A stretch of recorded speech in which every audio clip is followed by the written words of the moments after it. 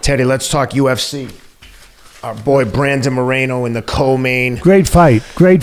Loses his title to the great Deiveson Figueiredo. The main event, let me just interrupt you. The main fight, which we're all salivating for, and it turned out to be the co-feature that was the thriller in Manila, so to speak. I mean, what a fight. The heavyweight fight, not that scintillating at all. We'll get into it, and we'll break it down next. But, boy, that co-feature. Go ahead, Ken. Boy, what a fight. Brandon Moreno, our friend of the show, loses his flyweight title to Deiveson Figueiredo, who recaptures the belt. They fought to a draw. Rematch, Moreno gets the win. Rematch, Figueiredo gets the win. Teddy, these guys are about as evenly matched as you can imagine. I think it was three rounds to two, if I'm not mistaken, on at least two of the three scorecards. Razor thin fight. Could have really gone either way. I was hoping Moreno would get it just because he's a friend of the show. But my God, these guys put it all on the line. Listen, he's a great kid. He couldn't have had a better attitude after the fight. Look, I thought I won the fight, but credit to him. He just says all the right things, and you can tell he means it. He's a good person, and like I said on the show when he was on, the toughest piñata maker in the world. He used to make piñatas with his family in Tijuana. He's not making like the great Joe Pesci. I'm not shining shoes anymore. I'm not making piñatas anymore. I'm busting heads now. But awesome fight. So good. I got to assume they're going to be back in there with a record of 1-1-1 between the three of the fights they've had. So how'd you like it?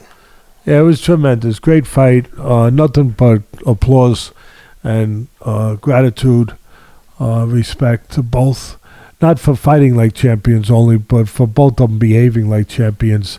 And Teddy, one sec before you keep going, we're just getting a telegram coming in. Brandon Moreno, manager's hitting us, going to come in wants to come on the show and talk to us. So hopefully we can get that up later in the week if it's available. We'll keep everyone posted via social media. But Brandon Moreno, just a true gentleman, reaching out to come on the show. He knows how much we appreciate having him on. So sorry to interrupt, but I thought you'd like to know.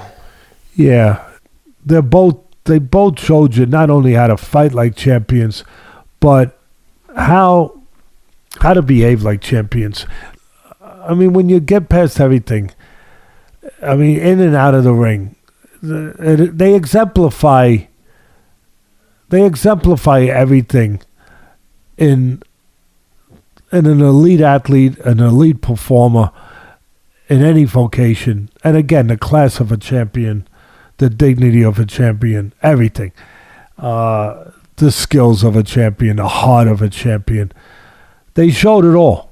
I mean, it's textbook. I mean, it's an example for everybody. How these guys behave. Fight, behave.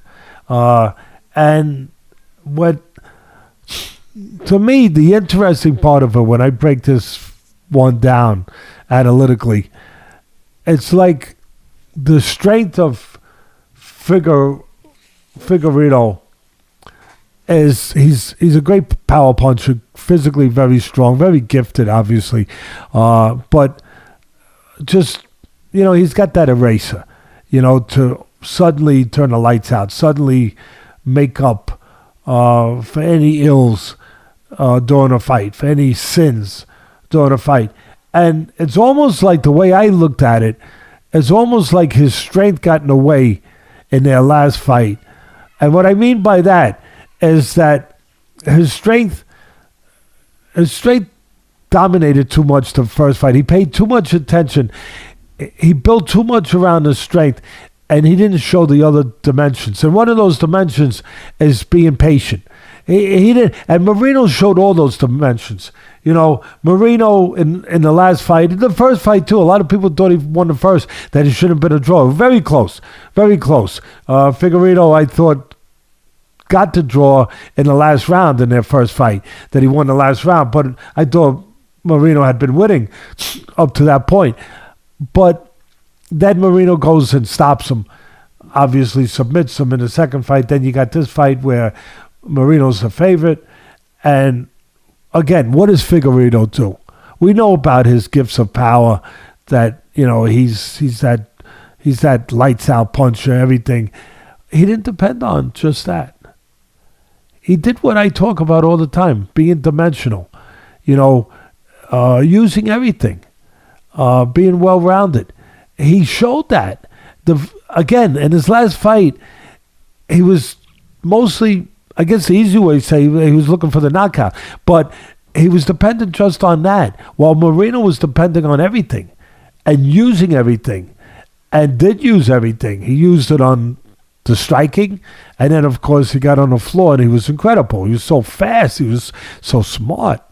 And he was able to submit in the fight before this, the champion at that time, Figueiredo.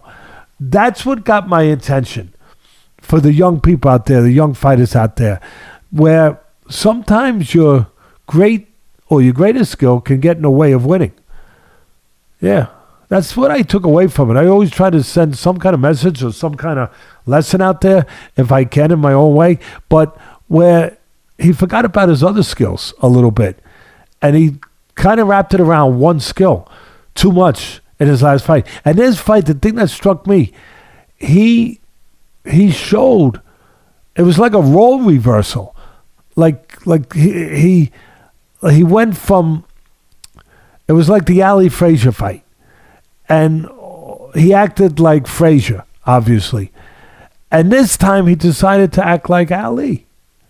It was really impressive to me, Ken, what he did mentally, discipline-wise, controlling himself, knowing, being honest enough with himself, being humble enough with himself to know his mistakes, to recognize those mistakes.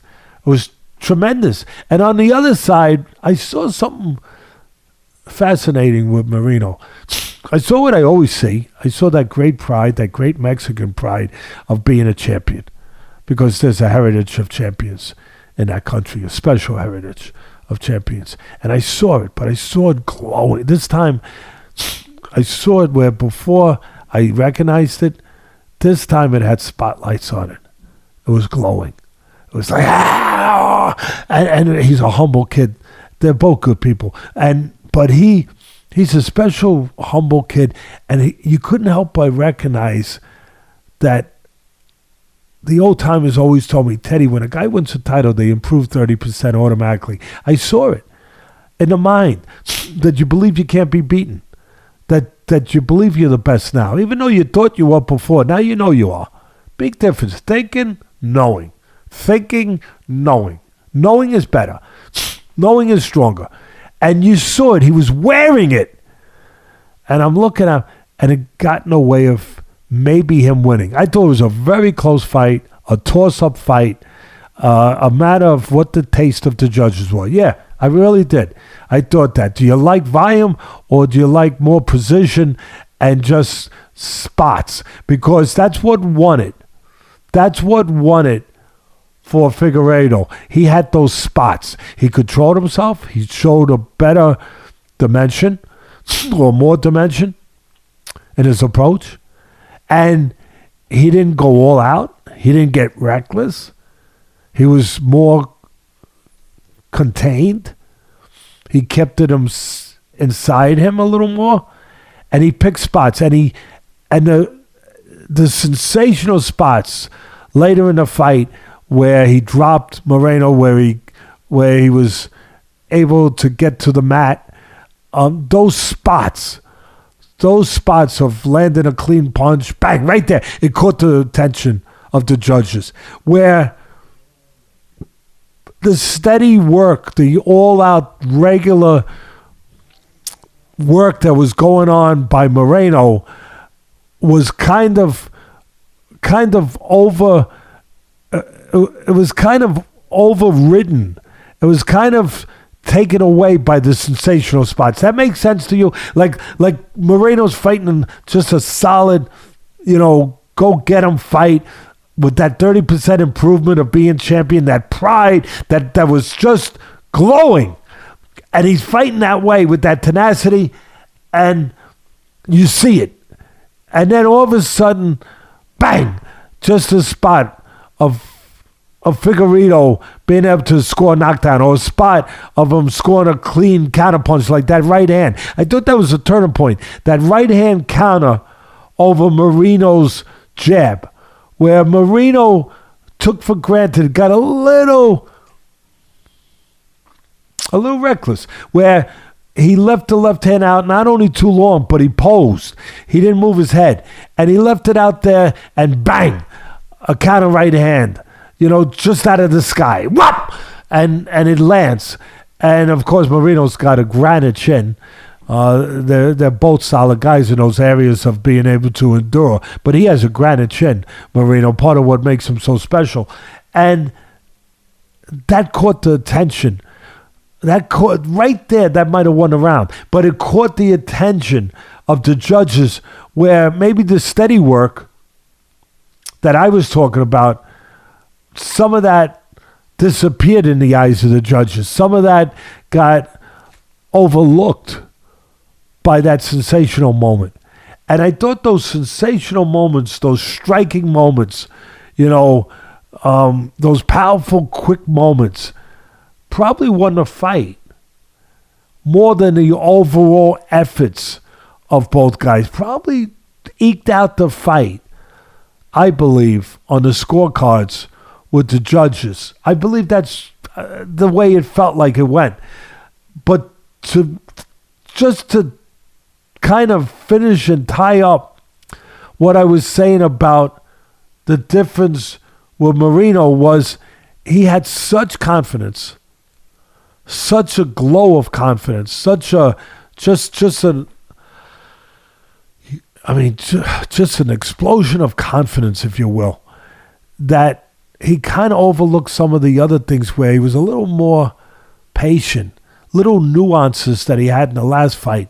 He kind of let them get pushed to the side a little bit in his overall approach of just being the king, being the champ, that 30% confidence extra that you get with getting that title put around you, that belt put around your waist, where he depended on that. He rode with that. Maybe that rode him. Maybe that's the right way I'm trying to say it, Ken, that almost rode him. Like it took him over.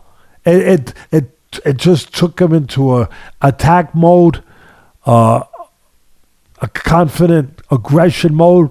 He's always aggressive, but a little extra where with the other guy making the adjustments, Figueiredo, he was able to take advantage of that maybe over-aggression in spots. He was able to just play that well enough to have those moments that captured the fight, almost stole the fight. And I don't mean steal in a way that you usually think, oh, he didn't deserve it. No, he deserved it because Figueiredo made himself do what he did. He planned on that. He made that adjustment. He changed things. And he deserves credit for that. And he got credit for that. That's how I saw the fight. I found it intriguing, very interesting. And it was two warriors, again, two samurais, two gladiators. But one of those gladiators kind of switched identity, as I said earlier, and did it from a more cerebral approach than a physical approach. It looked like Moreno this time was dependent more on a physical approach, a little bit more. His skills still were there, but it was like he was riding that train of confidence and physicality a little bit more so. And the other guy switched trains, if you will. He switched tracks. And he said, next time I'm going to get on that train. I'm going to try that train. And that train got into the station on Saturday night and got him back his title. It's going to be a great, great fight with great expectation when they fight again. It really is.